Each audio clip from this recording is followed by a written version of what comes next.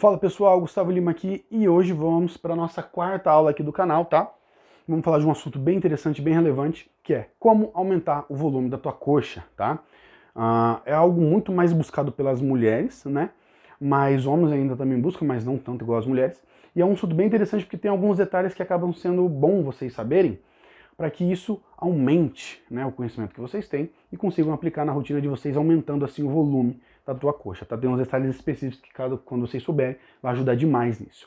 Mas antes, se inscreva aqui no canal, né, para que toda vez que eu lançar um vídeo aqui, você seja avisado ou avisada, né, desse vídeo, possa assistir, possa pegar o conhecimento que está aqui, aplicar no seu treino, aplicar no seu dia a dia e evoluir ainda mais, certo? Então, bora pro vídeo, certo? Então vamos lá. Como aumentar as suas coxas, tá? A coxa, pessoal, ela é composta pela parte anterior e posterior.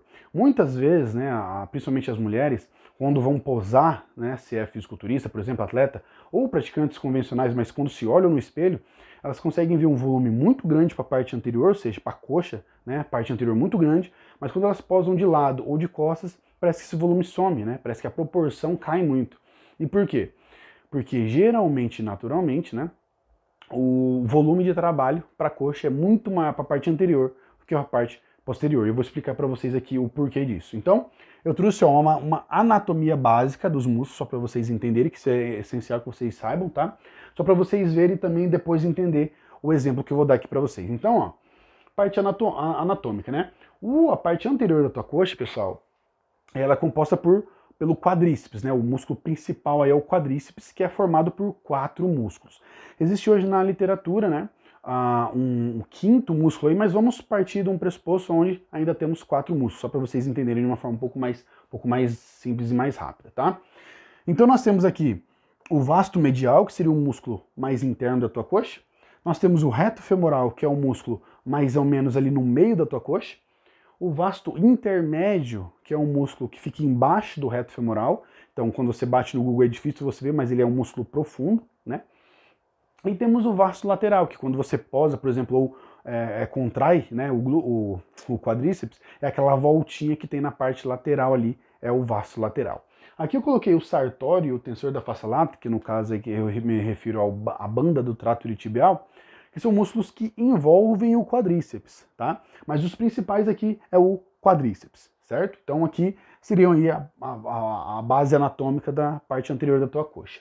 E aqui nós temos a parte posterior, que é composta por isquios tibiais, ou isquiosurais, ou posterior de coxa, né? A nomenclatura vai dar na mesma, então use a que você preferir. Que é composto por, vamos supor que aqui, né, é a perna, no caso, direita, certo? Então, bíceps femoral, que é o músculo que fica mais lateralizado, o semitendinoso, que fica mais no meio, ou semitendíneo, né? Também chama como quiser, vai dar no mesmo. E temos o músculo mais medial ali da tua coxa, né, mais interno, que seria o semimembranoso ou semimembranáceo. Também fica a critério ao qual você quer chamar. Então esses 3 músculos aqui seriam os isquiotibiais. Entretanto, existe, né, um detalhe importante que é o semitendinoso e o semimembranoso, eles têm a origem no isquio, que é um osso do seu quadril ali, né, que compõe a sua pelve, e eles têm a inserção aonde? Na tíbia, certo? No osso da tíbia. Entretanto, o bíceps femoral, ele também tem a origem no isquio, certo? Só que a inserção dele é na fíbula, tá? Só que ele também faz parte do isquios tibiais, tá? Só que tem um detalhe. Existe um músculo pequenininho na parte lateral da tua coxa aqui embaixo, que é chamado também de bíceps femoral, cabeça curta. Esse músculo, diferentemente dos outros, ele tem origem no próprio fêmur, ou seja, ele tem origem no próprio osso da perna, o osso da sua coxa, e ele tem inserção também aqui na fíbula. Por que isso é importante vocês saberem, pessoal? Por exemplo, que eu vou dar aqui para que você consiga entender de uma forma muito melhor, tá? Então, anatomia básica da parte anterior, anatomia básica da parte posterior. Agora vamos aos exemplos mais convencionais, tá? Então aqui nós temos alguns exercícios que compõem o treino de coxa, tá? Então entre eles nós temos agachamento livre, leg press 45, hack, cadeira extensora, certo? Aqui nós temos cadeira flexora, mesa flexora e stiff. Isso aqui é um treino comum, né, em termos de treino de coxa, onde nós trabalharíamos, né, a coxa, tanto a anterior quanto a parte posterior. Entretanto, se vocês forem parar para perceber, a variedade de exercícios para a parte anterior sempre é maior do que para a parte posterior, tá? Então aqui nós temos, né, isso exercícios básicos, tá? Temos aqui 4 exercícios e 3 exercícios. Então vamos supor aqui que um volume você faça 3 séries de cada exercício, certo? Você teria como um volume total de trabalho para a parte anterior da tua coxa 12 séries por treino, por sessão, né? Se a gente for pegar a parte posterior da coxa, nós temos 1, 2, 3. Ou seja, nós temos 9 séries de trabalho para posterior de coxa. Só que lembram, né, que eu falei para vocês do do bíceps cabeça curta aqui, que ele tem, né, origem diferente dos outros isquiotibiais? E o que acontece? No stiff, pessoal, ele é um exercício que vai fazer extensão de quadril, tá? Então é um exercício lá que você vai jogar o seu glúteo lá para trás e o seu tronco para frente. A partir do momento onde você vai jogar o seu tronco para cima e o seu glúteo para frente, para você fazer a extensão do quadril e extensão do tronco. Esse exercício aqui, ele tem dominância de quadril, tá? E quando nós falamos de quadril, nós falamos de um músculo, né, chamado glúteo, tá? E o glúteo, ele divide essa ação com o posterior de coxa. Então, no stiff é um músculo que, além de trabalhar o posterior, também trabalha o glúteo. Ou seja, é menos trabalho ainda para o posterior de coxa de forma isolada, porque ele divide com o glúteo. Então, naturalmente, né, o volume de treino de posterior de coxa é muito menor. E aqui, nós temos, eu vou trazer para vocês 3 sugestões que vocês têm para trazer mais proporção à coxa de vocês, tá? Quando a gente fala de proporção, a gente fala de controle de treinamento, tá? Trazer um pouco mais de proporção para a tua coxa, tá? E como que a gente traz isso? Equalizando o volume, tá? Equalizando, igualando o nível de trabalho. Então vamos supor, se você faz 12 séries para quadríceps e 9 séries para posterior de coxa, uma forma de você equalizar esse volume e trazer mais proporção para a tua coxa seria diminuir, né, o volume de treino de quadríceps de 12 para 9. Porque daí você faria 9 séries para quadríceps e 9 séries para posterior de coxa. O posterior de coxa ia crescer, o quadríceps também, só que de uma forma um pouco mais proporcional. Só que qual que é o problema? O intuito é fazer com que você aumente a sua coxa e não que você traga só proporção. Porque por proporção, equalização de volume seria interessante. Mas como você não quer apenas proporção, mas também aumentar a tua coxa, diminuir o trabalho de quadríceps não é interessante, porque você também diminui a resposta ao aumento do volume da tua coxa. Então, para aumentar a tua coxa, essa sugestão não seria a mais viável, né? Mesmo equalizando o volume. Então, qual que seria a segunda opção? A segunda opção é aumentar o volume de posterior de coxa, né? De 9 para 12 séries. Só que qual que é o problema disso? Ao aumentar o volume, você também aumenta o tempo de treino. Então, se você, tipo, sei lá, treina durante 1 hora, se você faz isso aqui tudo com 1 hora, você vai ter que aumentar, por exemplo, mais 10 minutos do seu treino, para você aumentar mais 3 séries, né, mais uma série por exercício, totalizando 12 séries, equalizando o volume para quadríceps, ou seja, você aumenta o volume do seu posterior de coxa, fazendo com que ele cresça um pouco mais e trazendo mais proporção e mais aumento da tua coxa, porque você aumentou o trabalho.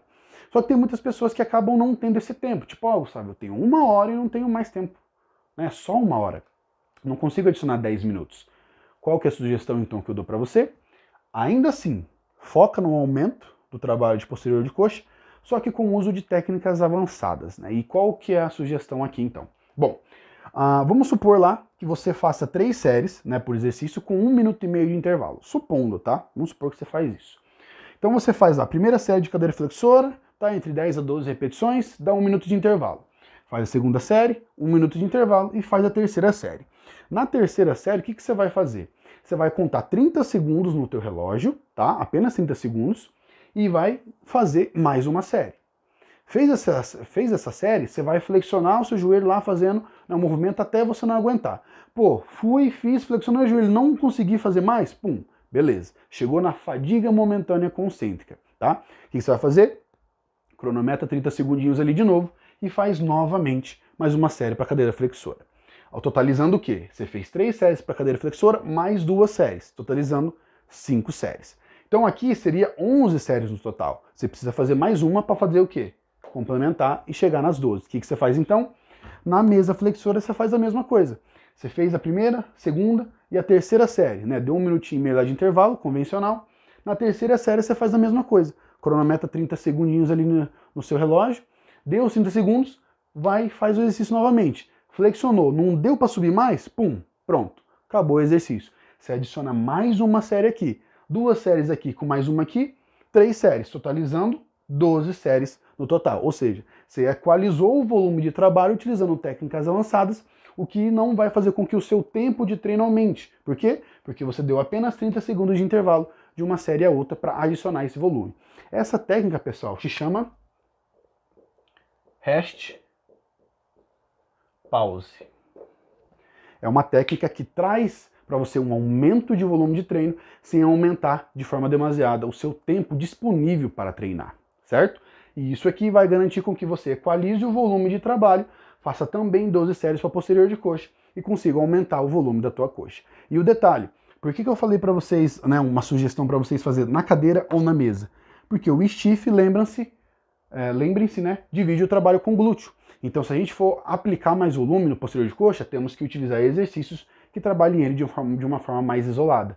Então, use essa técnica do rest pause na cadeira e na mesa flexora. Ou só em um exercício, né? Vai depender do seu gosto. Mas podem usar tanto na mesa quanto na cadeira, certo? Então, eu trouxe aqui para vocês, né, uma ideia aqui, né, sobre como aumentar o volume da tua coxa de uma forma eficiente, tanto utilizando séries convencionais, apenas aumentando 3 séries, ou utilizando uma técnica avançada chamada rest pause. Eu vou deixar aqui embaixo a descrição dessa técnica, caso você não consiga entender no vídeo, eu vou deixar ali escrito certinho, né, para vocês entenderem de uma forma mais interessante, para que você tenha o quê? O aumento do volume da tua coxa, certo? Então, nesse ponto, essa foi a nossa quarta aula. Se inscreva aqui no canal, né, para que você receba, né, os novos vídeos. Mande esse conteúdo para mais pessoas, para que mais pessoas entendam sobre musculação e consigam aplicar, né, nos seus treinos. E outra coisa, aqui você também aprende anatomia de uma forma simples e básica, para que você consiga fazer o quê? O que eu chamo de afunilar, tá? Se você é iniciante, saca só, tá? Olha a sacada que eu dou para vocês.